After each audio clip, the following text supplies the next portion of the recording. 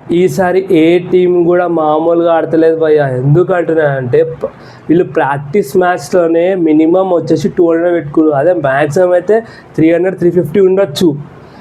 ఎస్పెషల్గా ఈ 3 టీమ్స్ మాత్రం ప్రతి ఒక్క టీంకి వార్నింగ్ అనేది ఇస్తుంది.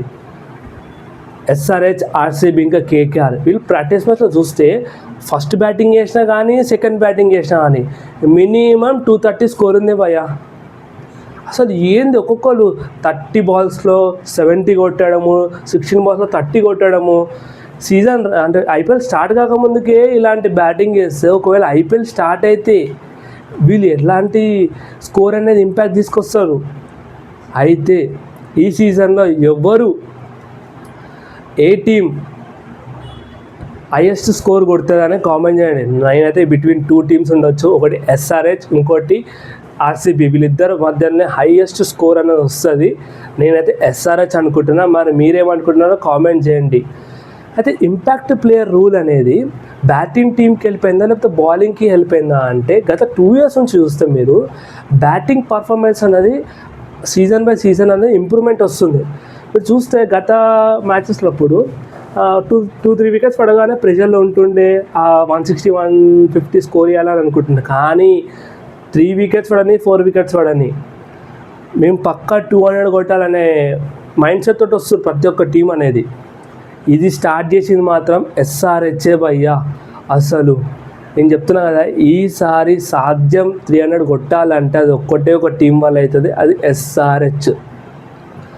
బౌలింగ్కి నేను ఎంతవరకు ఎప్పుడు చూడలేదు. అంటే బౌలింగ్ టీం గెలిపించిన మూమెంట్ ఉందా అంటే లేదు. ఎందుకంటే గత లాస్ట్ 2 years నుంచి హైయెస్ట్ అంటే స్కోరింగ్ అనేది ఎక్కువ వస్తుంది ప్రతి మ్యాచ్లలో.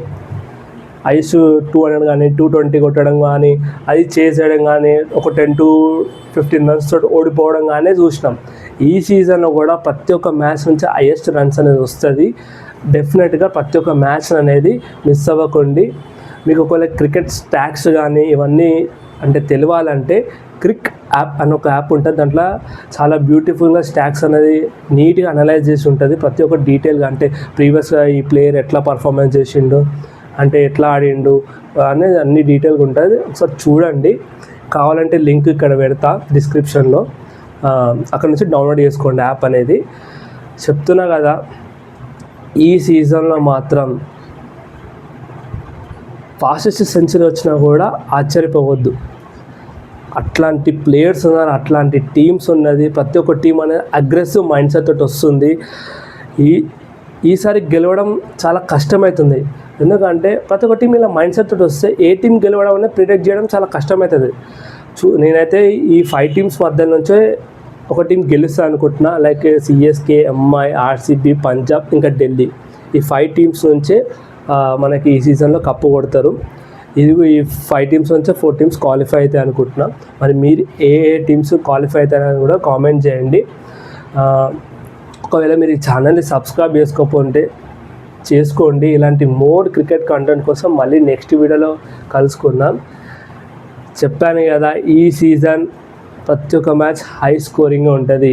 ఏ మ్యాచ్ని మిస్ అవ్వకండి. నేను ప్రతి ఒక్క మ్యాచ్కి ప్రివ్యూ చెప్తాను, అది కూడా చూడండి. Bye bye.